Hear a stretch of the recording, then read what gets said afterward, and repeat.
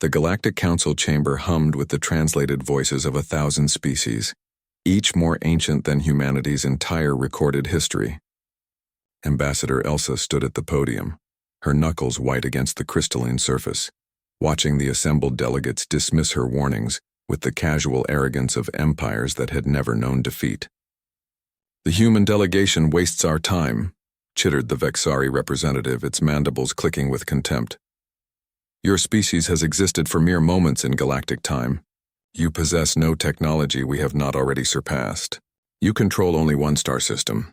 What possible threat could you pose to the Dominion?" Elsa's jaw tightened. She had prepared for this. The condescension, the dismissal, the absolute certainty that humanity was nothing more than an upstart species stumbling into a cosmos already carved up and claimed. But preparation didn't make it easier to swallow. "You misunderstand," Elsa said, her voice steady despite the tremor in her hands. "I'm not warning you that we're a threat. I'm warning you that attacking us will cost you everything." Laughter rippled through the chamber, a discordant symphony of chirps, rumbles, and harmonic frequencies that made Elsa's teeth ache. "Everything?" The Kalan Prime Minister raised 3 of its 7 eyes. "Your entire fleet consists of 47 warships. We have 40,000. Your weapons are chemical propulsion and primitive fusion. We manipulate space-time itself. Please, human, tell us what we should fear." Elsa glanced at the observation deck where Riza stood, separated from the proceedings by a force field and several armed guards. Her colleague's expression was grim. They both knew what was coming, not because they wanted it, but because they had studied enough history to recognize inevitability when it stared them in the face.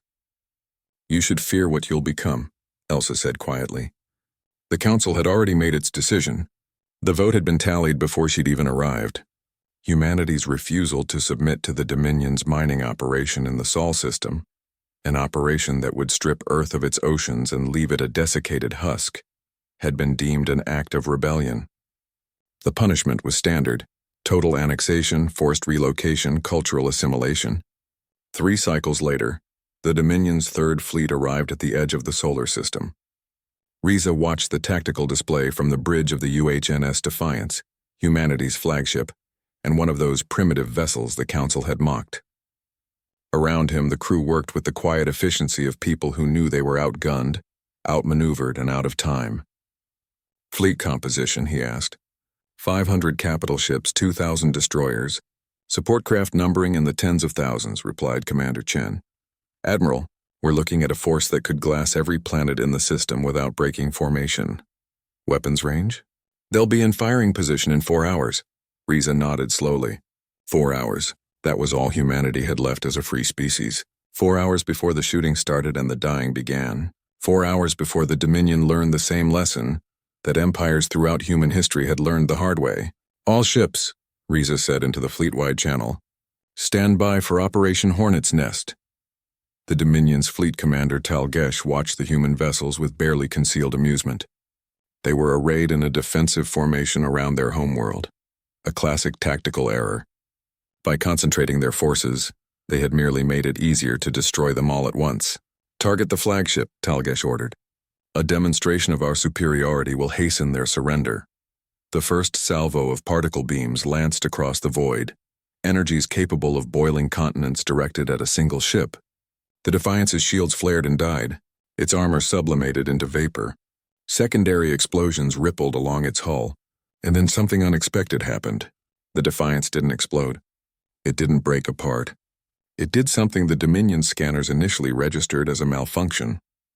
It fired, not at the Dominion fleet, at the sun. "What are they?" Talgesh never finished the question. The missile, if it could be called that, was smaller than a fighter craft. It streaked toward Sol at velocities that shouldn't have been possible with human technology. Its trajectory calculated with precision that suggested months of preparation. It dove into the sun's chromosphere and detonated. For a moment, nothing happened. Then the star began to scream. Massive coronal ejections erupted from Sol's surface, but these weren't natural phenomena. They were directed, weaponized, guided by the rapidly multiplying nanomachines that the missile had seeded into the sun's convection zone. Streams of superheated plasma, each one carrying the energy of 1,000 nuclear weapons, reached across millions of kilometers in seconds. The Dominion's formation, so carefully arranged, so perfectly positioned to demonstrate their overwhelming power, became a death trap. Ships died by the hundreds. Their shields, designed to deflect particle beams and kinetic weapons, were never meant to absorb stellar material.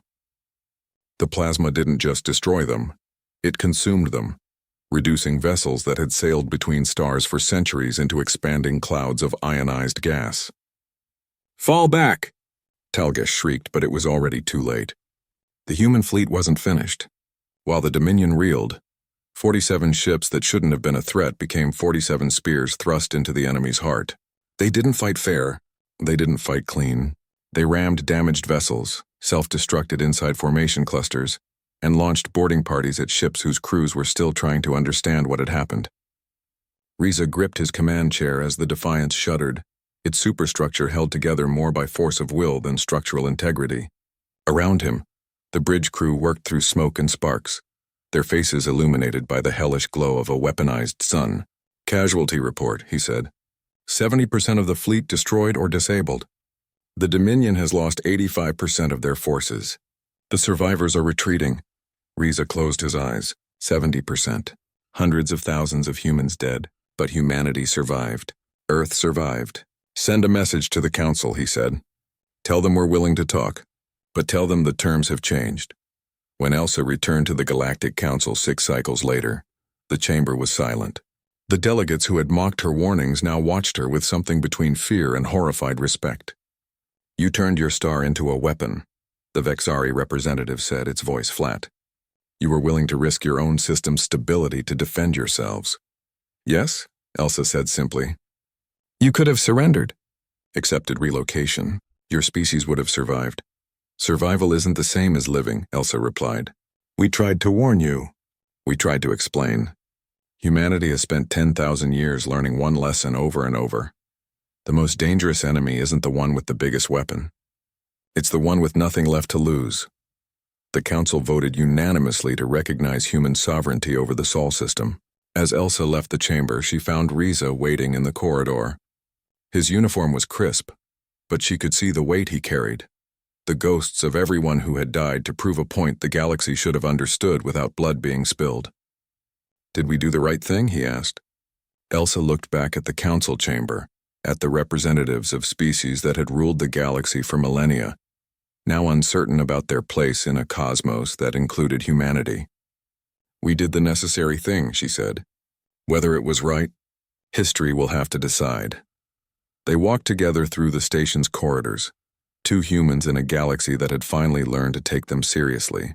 Behind them, in the Council chamber, delegates were already recalculating their strategies, their treaties, their understanding of what it meant to threaten a species that would weaponize a star rather than accept subjugation. The Dominion had refused to hear the warning. The galaxy would not make that mistake again.